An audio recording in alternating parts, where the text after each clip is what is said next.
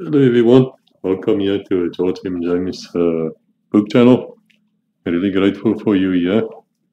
And I enjoy making these videos, man, because, you know, I can be a lot more outspoken here than what I would be on the main channel on Legacy Conversations. But if you're interested in military affairs, especially the South African environment, then that is a place to go to, Legacy Conversations. And of course, I don't ask you money to see these videos at all. But if you want to buy us a coffee and or a rooibos tea for me, man, then please do so. I'll put a little, I suppose you can call it a request in here. And then we can speak about Codename Puar Angelique, which is the second book I actually wrote, but it's not the second book in the series, if you understand, and I'll explain it just now. Well, welcome here. You know, guys, we've been doing this for almost 5 years and we have millions of views and more than 1 million hours of views. And we're really hurting our enemies because they don't like our message to come out, which is why we're so suppressed. So just a quick reminder, if you like the video, please think about it. Buy me a rooibos tea. But you actually click on it as buy me a coffee. It is quite standard right across YouTube and everywhere else. We just added it. It's a new support, a new method of support, which is greatly appreciated. Yes, and it is still the same as we still have Patreon, of course, and we will still ask you to read my books and the books we wrote together because it's really, really good. This is Rebecca, by the way. You don't know, it's my lovely wife. She's the driving force behind Legacy because there were times when I wanted to give up and there were lots of frustrations, especially with her. Even in filling out the Buy Me a Coffee form. Man, that's true. I've got a South African attitude against red tape. You know, you were standing in the queues there at television things, you do get angry quite quickly. I think I won't get it out of me. We're starting out the test phase now. See if it works. So you can buy us a coffee. There is a choice. You can select 1, 2, 3, or more coffees. Yeah. It's not coffee. We don't drink coffee. That's why, believe it or not, that's why rooibos tea is very appreciated. Yeah, very much so, very much so. And then, of course, you know, I say this in a thank you message as well, but it is a bit psychological as well. If you keep on doing this and keep on working, keep on spending a lot of money to do it, the trip to us in South Africa to record all the Air Force things has cost 100,000 rand easily. At some stage, you really feel abused, man. You really feel that you need to get something back, even if it's small. It's more about psychological, doing a good job. And what I see is it motivates him to continue on and get new ideas. And he would like, like the trip, which is coming up, I think, or might, who knows when you see this, bridge over River Kwai. He was so motivated to do that. Yeah, we learned a lot, River Kwai. It's a fantastic video. Also include Hellfire Pass, but we also would like to go to Vietnam and look at Khe Sanh and Dien Bien Phu and where the Americans ran away. The CIA headquarters left their files behind. I'll mention that. We need support to do it. It's not fair that we carry the burden all by ourselves. I'm not really willing to do that anymore. People can enjoy the videos. If you can assist us, buy us a coffee, man. What does coffee cost? Or rooibos tea? Nothing. Just contribute something and we can keep us going and hurt our enemies even more. Perfect. Okay. Thank you. Bye. Bye.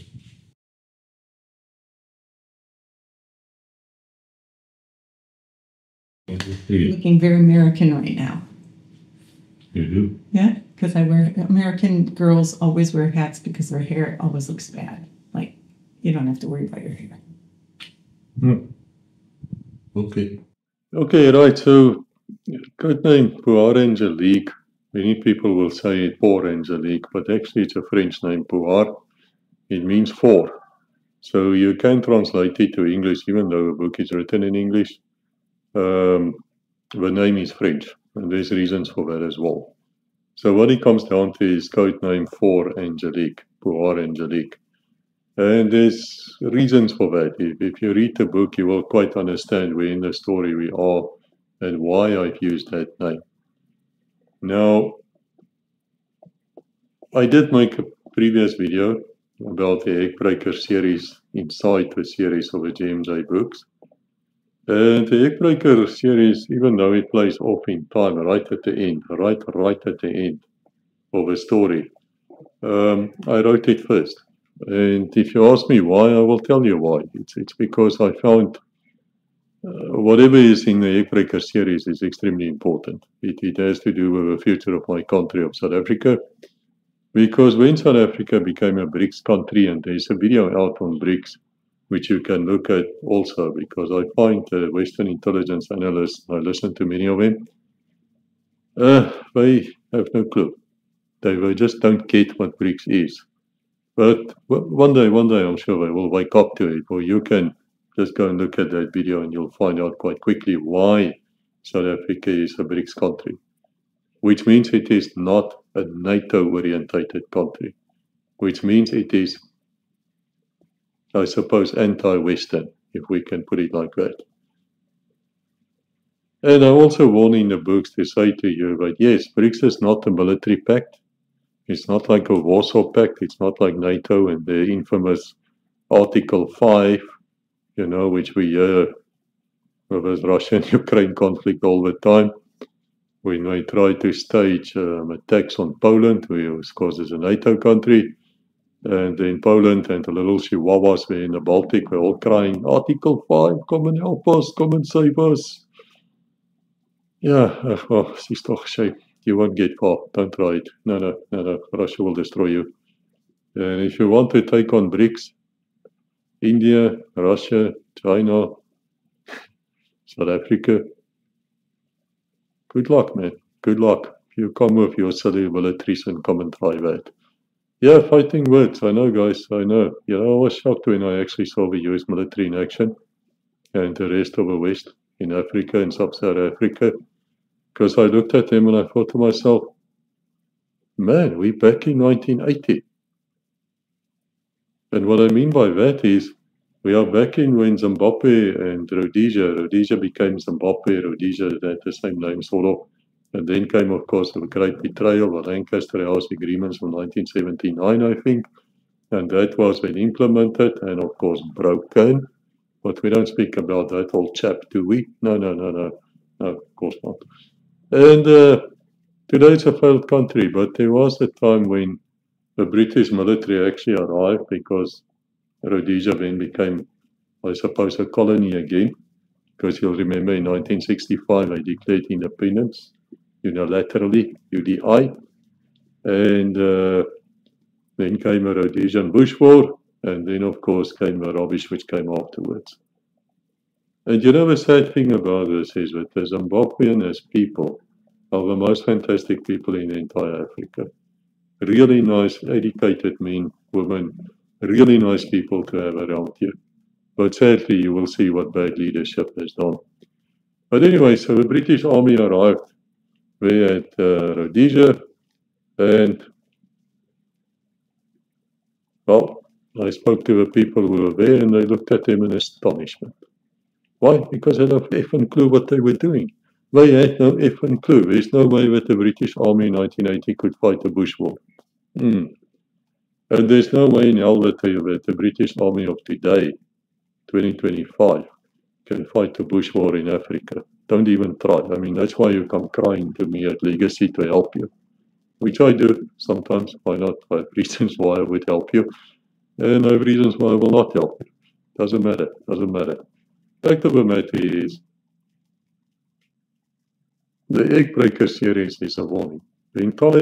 All the books in the Eggbriker series is an absolute warning on what can happen if South Africa continues on this road of sliding against the West. And it basically comes down to sabotage. It becomes down to starting a war and a conflict which you cannot control.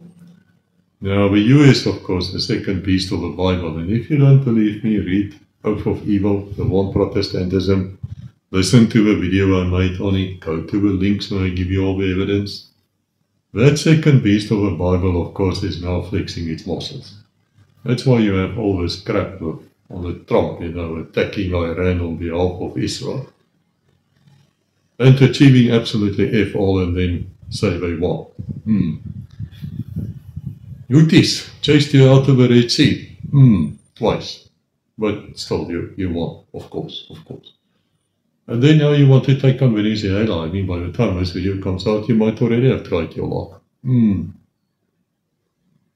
Well, it's a big place, you know. You might suffer severe casualties. We'll see how you like that. Anyway, I don't care. It's not my fight. It's not my problem in life. But we are seeing the signs. And the point I'm trying to make it to you is that we have different knowledge than most people have because we're from that world. And because we're not Western, totally orientated, even though we started off as, we do have different views. So don't be upset and angry with me. It's the same rules we have at this channel as what we have at any other channel where I'm involved. You make a snot remark or insulting remark, or you start insulting me personally or my wife or my creator, that is God, in case you don't know, then I'll just ban you. I'm not going to take nonsense from you, really I'm not. Well, my attitude is you will not say that to me in my face without walking away bleeding. So why you think you're going to do it on the internet? Really, I don't have time for nonsense. If you want to start a genuine discussion, buy the books, read the books, and then come back to me. Because I will ask you what stands on page 135, and you won't know. Unless you read it. And then you'll probably agree with him because you'll find a well-reasoned argument on why I say the things which I'm saying. I was damn well shocked. As I said to you, I was shocked to see the NATO units in action in South Africa because they were shite. And they were shite then and they shite now, and they are so shite that I don't want them close to me in my unit. No, I don't want you close to me. You're not good enough to operate with us. And what we forgot, and you still have to learn. And if you think that is arrogant, well, go look at our records and go and read my books. You will find out a different version of truth, which you know, and which you will read in the newspapers. And that's some of the whole problems in life, isn't it? So anyway, South Africa, as far as I'm concerned, is on the wrong road. Even though I have deep sympathy and I'm really not a friend of the West, and I'm really not a friend of the US at all. Why? Because biblical. Cannot expect me to be friends with the second beast of the Bible. I'll never be. That does not say I don't have sympathy. That does not say that I want to kill anybody, anything like that. No, not at all. I'm just not. I'm positively neutral. Now, if you don't know what that means, let me explain to you. It was Chairman Mao Zedong who wrote in his little red book, where he said that for the gorilla, the terrorist, has to swim like fish in the water. So you don't know who he is, you don't know where he is, and therefore you can't get hold of him. And that is how you defeat a superpower like the US, who hasn't won a war since when? When last did you actually win a war? Hey, Donald Trump, you didn't win World War II, by the way. No, you played a role, a minor role, but you didn't win it. The Soviet Union won. Yeah, they won it. First World War, man, you came in 1917. You didn't win this. You had one major battle, I think, before it was over. Before that, where did you win? I think Cuba, when you grabbed those colonies from Cuba, Philippines and what was it? Cuba, yeah, Hawaii? No, Hawaii was independent, eh? You saw one there as well, shame. Yeah, major powers, I'm sure. It's amazing to me that people put any faith in the US. I just don't get it. I mean, your track record is so pathetic. But you know what, that's why I wrote that book, American Military Might Debunk. That's why I wrote Intelligence Briefing. That's why I wrote Voices, War Crimes USA. Why? I wrote those things to warn you. But I still don't think South Africa is on the right road, and it comes out very clearly in my books. Now, it's a warning. It's a warning on what happens when you start a fight which you cannot control. And you cannot control any fight. Unless you take somebody down with the first few blows, then the heat is on. And he can come back and kick the hell out of you. True. Which is why you have one shot. And if you can't, I mean, look at what happened with this 12-day war of Iran and Israel. They thought they were going Israelis, Prince of Mon. They thought they're going to take out the leadership, the entire country is going to rise up, and they're going to reinstall the Shah of Iran. And what happened? No, it didn't work. It didn't work. It would never have worked. You were flipping stupid to think it would have worked. Because a military organization is designed for losses. If I kill the commander, do you think there's not a colonel somewhere who thinks he's a better commander than the general? Huh? You think there's not about 50 senior colonels in any army who's really bright and they really want command and they don't mind if a general dies. Man, they'll take over. And that's exactly what will happen. It's exactly what happened. It will only work if you take off the head. It might work, and it will only work where you're dealing with a sect. You know, where you have this, I don't know, this hula guy sitting there, and you take him out, and then the followers don't know what to do, and they start fighting with each other. Yeah, that will work. It will not work with an army. It will not work with the espionage service. Get that in your silly little heads. It's not that difficult. But anyway, it doesn't matter. We won't in the books as well. So yeah, when we start with the Ekbreker War is basically in codename VF 0565, which is also written first, but it's one of the last books in the series. What happens is you have a couple of main characters there was built upon real people. You have Foxtrot, who's the Special Forces officer. He acts as a spy and bodyguard for a spy mistress, master, called Angelique. The two of them has been together for a long, long time. They are very much in love, but they haven't really gone further. In later books, they start getting closer and closer to each other. And then VF 0565, they actually get married, and she defects because he gets arrested or detained by her own people in South Africa, tortured. He rescues her. She defects back to France, where she comes from. She is a double spy of France inside the South African espionage network. Did she exist? Yes, she did exist. Where's she now? I've got no flipping idea. And if I knew, I would never tell you. Right. Foxtrot, is it based upon me? No, not really. It's based upon someone else, definitely. In fact, if you read later books, you will find a character called Ishmael the Priest. That is the closest to me in the books. So anyway, Angelique and Foxtrot, he escapes from South Africa with his best mate called Geelslag. Peter Ndebele, a legendary Special Forces officer as well. Based upon someone? Yes, absolutely. Every one of these characters are based upon people. They are not just taken from somewhere. Which is why very few people will know what has actually happened in the books. Like God's honest truth. Or what is the scenario which was played out in a practice scenario. Or what could have happened and was prevented. I know the difference, but most people will not know. That's how realistic these books are. So anyway, now we're in the second book, which follows on VF 0565. And VF 0565, those words, VF 0565, was the actual code which was used. It was flashed across the screens to get the sleeper agents back into the fold after the 1998 bombings of the US embassies in Sub-Saharan Africa. But I do explain that to you in other books as well. So now comes this book, and Angelique is somewhere, we don't really know where. I think she was in Corsica, but I don't know. And then Foxtrot and Geelslag is on their farm there in Mozambique, and they are like sort of retired. They're done with a great game. They totally know out of it. They're not interested in doing anything further. Angelique is obviously not operating. She's been debriefed by France. And having, being a double spy for that long, a penetration agency, that debriefing can take years. But something happens in the meantime.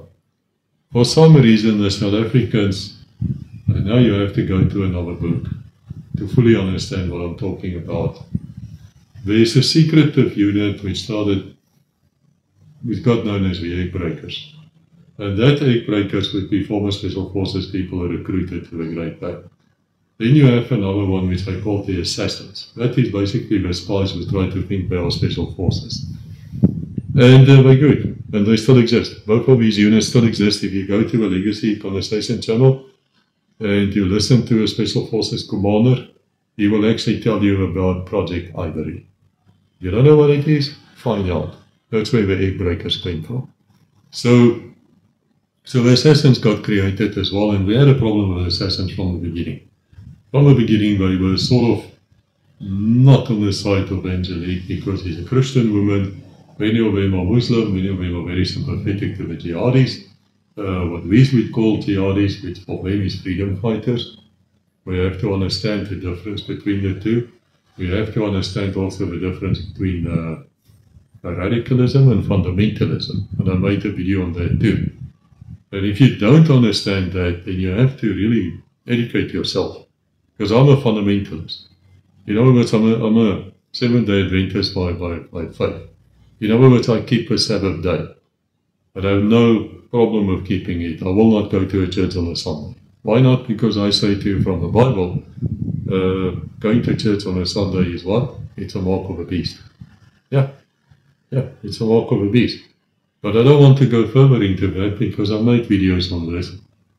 Just understand the difference. That doesn't mean that I'm going to now pick up a rifle and start killing people.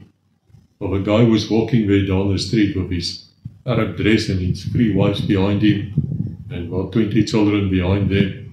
He's a fundamentalist. He's not a radicalist. So something must happen to him. In other words, US comes, bomb his house, kill his children, kill his mom and dad, kill his favorite donkey, whatever. Now the man's angry. Now he's angry enough to listen to a radical say, brother, these people, these infidels, we're here in the Holy Land, we have to kill them. And they support Israel too, and the Jews are killing us. You see what happens? And then they start radicalizing these people, and then they reach out over the internet. And then they start radicalizing people even more, and then you get shootings in Washington or wherever. People start dying in the West. It is not by chance. There's nothing by chance in intelligence. It's all calculated. And many times it's a Hegelian dialectic. You don't know what I'm talking about. Listen to my video on the Hegelian dialectic. And that is how you create terrorism. And then it becomes a circle. Because what happens now is, now another one dies. Then they go and attack a US convoy or something, kill a few people, no problem. US bombs the hell out of them, miss their targets 95% of the time. Yeah, true. Under Obama, your drone strikes missed the intended target 96.5% of the time. Think about that. Think what I just said to you. It means you're killing the wrong people and you're creating terrorism. But you know what's even flipping worse? When you actually strike a target, I spoke to a US pilot once, very angry with me. I said to him, you kill people, innocents. He said, no, you don't understand. If I drop a bomb or I strike with a missile, it hits the intended target. That's true. True, idiot. But tell me, that target. Yeah, tell me, who verified that target for you? Your own shit intelligence? Huh? Or did you use artificial intelligence to think this guy, yeah, okay, you know what, he listens to GMJ, perhaps he should be killed. Yeah, that's your problem in life. But it is much worse than that, because I'm not so sure that this is not intentional. And it's not the pilot dropping the bombs who is the one who is even aware of what I'm saying now. He's just following orders, even if it's illegal. Like totally illegal under international law. In fact, every one of those pilots can be prosecuted at Nuremberg and will be hanged for air piracy. Yeah, can't just go and bomb people if you don't have a declaration of war. Hello? And then you bomb the wrong people. Hello? You bomb innocents? Huh? What does the Geneva Convention say? Must I repeat it to you? Yeah. I was a human rights lawyer, at one stage in my life. Anyway, let's get back to the book. This is all the warning. I'm saying this for a third time to you. What can go wrong if you start a fire? And this is exactly what happened. Foxtrot and Geelsang is there on their farm. Angelique's not even there. Next moment, the assassins decide they're going to attack that farm and they're going to try and wipe out Angelique or recapture her. Now, let me explain to you that people like that exist because they're taking precautions. You're not just going to approach them. You're just not going to walk up to them and do that or drop by parachute in the middle of the night. So this team who's done that gets wiped out. And the heat is on. Because why? Let me explain something about South Africans to you. The one thing which the South African army is very well known for, even to today, it's the same DNA. They have problems right now, it's true. They don't have a lack of money. They have a lot of problems there. But it's the same DNA. They will fight. And where they fought very well. The new army. But the one thing which South Africans are known for is aggression and attacking first. Yes. So what would have happened in the old days, in the border wars, is they would have armored columns. And these things might be 50 kilometers long. And they would strike with devastating power. And then they come back. Because they don't occupy. They're not that stupid. They go, they come back. Go, come back. So what's going to happen here is Foxtrot and Geelsang's definitely got to go on the offense. They're not going to wait for a second attack. They're just going to say, right, you attacked us, now we're going to kill you. We're going to wipe you out. And that's where the Eggbreaker War starts. And in the meantime, Angelique is released by the French and she comes back to take command of the Eggbreakers. And all these people are loyal to her. They're not loyal towards BRICS. They are NATO orientated. And they decide they're going to take this on. They're going to take these people on. They're going to take these rogue units on and see what happens. And that is a book which is explaining to you what can happen if such a thing ever occurs. And of course it didn't. It was based upon training scenarios, and it was also based on what if, and it was also based upon red cell operations. So one of the first things they want to do is they want to sabotage the South African Navy submarines, Type 209s, which are fantastic submarines. I spoke about them the other day and I briefly mentioned them. And I said to them, and they are in many of my books in a fictional way. Why? Because I'm trying to explain to you what these submarines are capable of. Now, a lot of you, especially the South Africans, will say to me, oh, they don't say, oh, they lie in the harbor, oh. Yeah, well, that's not quite true. It's not quite true. But what you're saying is some truth in it, but not a lot. Those submarines are out there, they cannot be tracked, and they are damn dangerous.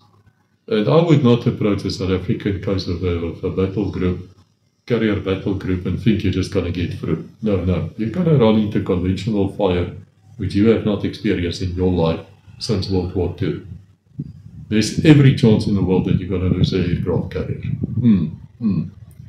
But in the meantime, what they want to do is they want to sabotage these submarines. And so a large part of the book actually goes out on a red cell operation which took place, which I described there, and how they actually can get into Simonstown Naval Base and get it sabotaged. Now, many of you will say to me, well, you're just walking, man, you're just walking. But remember, there's a shadow war going on here. So we say they are perhaps a bit more alert than what they normally would be. And so we dedicate a part of the book as a warning on how such a team can actually get into that base and really sink these submarines or sabotage them in such a way that they will definitely not sail again or not quickly. That's the one part of it. The other part of the book is there's a fellow there called Ramesh, I think is his name in the book. Not his real name. And he also exists actually. One of those political appointees is I don't like. And he's the one who gave an order in the fictional books now to have Angelique detained And once he was detained, he was of course tortured. Because if you get captured in this country, in South Africa, or in sub-Saharan Africa as a foreign spy, the very least you can expect, well, let me put it differently to you. If you cooperate, and they think you do, you might die a quick death. If you want to play the hero and not work with them or with us, well, there's ways of making you talk. Yeah, there's ways of making you talk. Read the code name, what's that book called now? Green 41, and you will learn about Lucy, who is this. And you will find out what happens to a counterterrorism agent on a cover who gets captured. And if you then read Code Name Celery 50, which follows on Green 41, you will find out what Lucy the sniper, or Lucifer as they used to call her, what she does to those people who tortured her. Yeah. And in that book we actually describe a few of our favorite techniques, which is worse than waterboarding, but more effective too. But do you know that waterboarding is actually a Roman Catholic thing? Yeah, it was one of the torture methods they used during the Inquisition, yeah, which killed many millions of people. Why do you think the Catholic system is known as the first beast of the Bible? Getting its power from a dragon, from Satan. And then you have a second beast called the US of A. Read Oath of Evil about Protestantism. You might find it interesting. So anyway, this Ramesh guy, he's got to die now. Since he attacked Angelique and tortured her, or it was on his command, he's got to pay the price. It's a South African thing.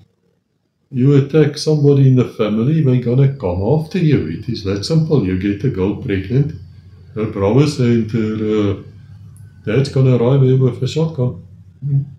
Yeah. They're gonna make sure you do the right thing afterwards, whether it was a one-night stand or not. Of course, it's not a good thing. I mean, do you really want your sister or your daughter to marry a guy on a one-night stand? No, of course not. But you get the idea. So it's fascinating because the GMJ books, where they play off, you can go there and you can stand there with a book or memory and you will listen and you will look and you'll say, oh, okay, I'm on this street. And you see there to the left, about 600-700 yards away, is a little knoll. There's a little few bushes and a little bit of something. Yeah, that's where the sniper nest was. Okay. So if you look a little bit there, you see, okay, here Ramesh's convoy of cars were coming past with his bodyguards. That's where they shot the guy out, and that's how they got Ramesh. The GMJ books are written like that. Every single one of them. If you go anywhere in those books and you stand there, or you're in that cafe which they talk about, if it's still in existence, or in that shopping mall, or wherever, you can take for granted the book will play off in front of you. It's written like that. And wherever the characters start talking calibers and they're talking weapon systems, take for granted they know what they're talking about and they've used these weapons before. And the assassination rifle they use against Ramesh, by the way, is a 20mm, which some people call an anti-material gun or something. I don't know why. It's just a big sniper rifle. It's totally impractical. You have two crew. One carries the rifle, the barrel, and the other one the stock and the ammo. Then you have to assemble it. Yeah, it's totally impractical. But the Truvelo 20mm, as the other Truvelos, is better than the barrel. South African made. They look different. And they have single shot. So it's like it's not semi-automatic. Got a bolt action. And there's one hell of argument. If you read Code Name Butterfly, the sniper book, you will find out how these snipers, of which of course Lucy is one of the best, how they argue about semi-automatic, like some of them I think were Barrett, and others are bolt action, which are the best. And the argument, of course, is I need one shot. I don't need more than one shot. True. My counter-argument is sometimes you have to deal with a security team. So even if you take the target down, which is not the president, it's stupid to kill a president. President is unimportant. He doesn't have real power. He's something which can be replaced by the vice president within seconds of him dying. In fact, I'm quite sure there were many vice presidents who were on their knees every night. Said, Lord, please, let somebody kill this guy. I can be president. Yeah, of course. They are like that, politicians, third brigade. But should you kill a spy master? No, that's when you start hurting the country. Yeah, because they really know everything. But again, you won't sink the country by doing that, because everything is on record. And you always have people who's dynamic and who want to take over. You have to kill everybody, and you can't do that. The Israelis have been trying that for how long? Trying to kill everyone. Where were you today? My Jewish friends, my Israeli mates? Where are you today? You're worse off. You're worse off than what you used to be. It is horrible now. You can't even walk in the streets of Phuket and say you're Jewish or Israeli without being split apart. Yeah, perhaps not physically, but they don't want you. We are discussing it openly. We don't want Israelis in Thailand. No, we don't. You think it's the only place where it's like that? It's everywhere. Was it like that 3 years ago? No, it wasn't. So anyway, the use of Trevelo rifle, we also discussed the type of ammunition used, what they would do, what they would not do. Very fascinating book. Very, very fascinating book, because it leads to a book after that. But that is where they decide that they are going after the frigates of the South African Navy as well. So what they want to do is they want to get one of these frigates into gunnery range, the Q ship, and then they want to sink it. Can it be done? That is codenamed Phoenix, and I'll discuss it in another video in full. Can it be done? Yes, it can be done, if you can get close enough, and if you can get that first strike in. Why did I write Phoenix? Because we found terrorist nests, and we found the documents, and we find hard drives, all sorts of things. And guess what is on those hard drives? Intelligence. A great idea to recreate Q ships of the Second World War, and especially the First World War. Get one of these US Navy ships close. Boom. Sink it. Can it be done? Yeah. It happened in war. Many times. It happened. You think history cannot repeat? Of course it will repeat. Anyway. And so that is codename Poor Angelique. And as I say, the reason for the name is in the book, when he comes back to the following. Angelique is back. And Angelique is out for a beach. And let me tell you, you don't want to face Angelique when she's out to do that.